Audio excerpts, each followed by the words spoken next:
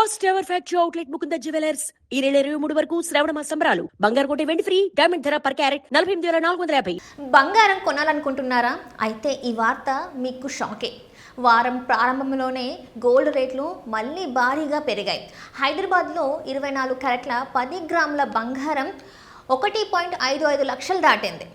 మరి మీ నగరంలో ఎంతుందో ఇప్పుడు చూద్దాం. బంగారం కొనుగోలు చేయాలని చూస్తున్న వారికి మరోసారి షాక్ తగిలింది. వారం ప్రారంభంలోనే పసిడి ధరలు భారీగా పెరిగాయి. గత వారంలోనే బంగారం ధరలు 3,000కు పైగా పెరగ ఇప్పుడు కొత్త వారంలో కూడా ధరలు పైకి వెళ్తున్నాయి. ఆగస్టు 17, 2026 సోమవారం నాటి వివరాల ప్రకారం హైదరాబాద్లో 10 గ్రాముల 24 క్యారెట్ల బంగారం ధర 1,55,660కి చేరుకుంది.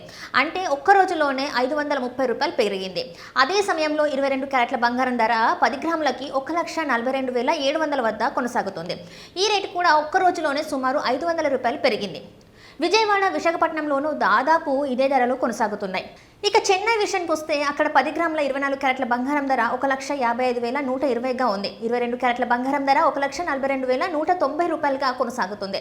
బెంగళూరులో 24 క్యారెట్ల బంగారం ధర 1,55,660గా ఉండగా 22 క్యారెట్ల బంగారం ధర 1,42,700గా కొనసాగుతుంది. దేశ రాజధాని ఢిల్లీలో మాత్రం ధరలు మరింత ఎక్కువగా ఉన్నాయి. ఢిల్లీలో 10 గ్రాముల 24 క్యారెట్ల బంగారం ధర 1,55,810 రూపాయలకి చేరుకుంది. సోమవారం ఒక్కరోజే ఇది 530 పెరిగింది.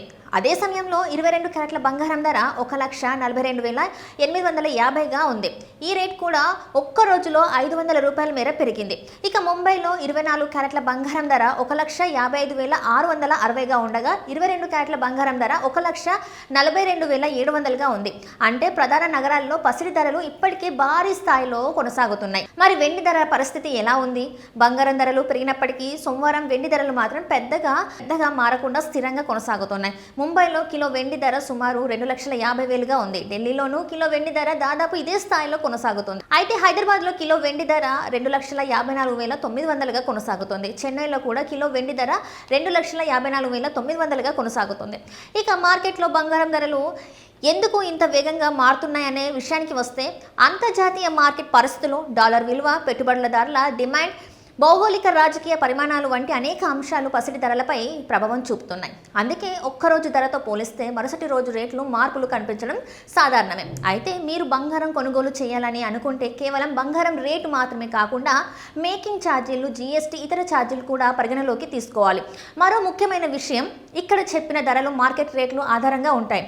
నగలు కొనుగోలు చేసే సమయంలో మీరు చెల్లించే తుది ధర కొంత భిన్నంగా ఉండొచ్చు. మొత్తానికి ఆగస్టు 17వ తేదీన బంగారం ధరలు కొత్త వారాన్ని కూడా పెరుగుదలతో ప్రారంభించాయి.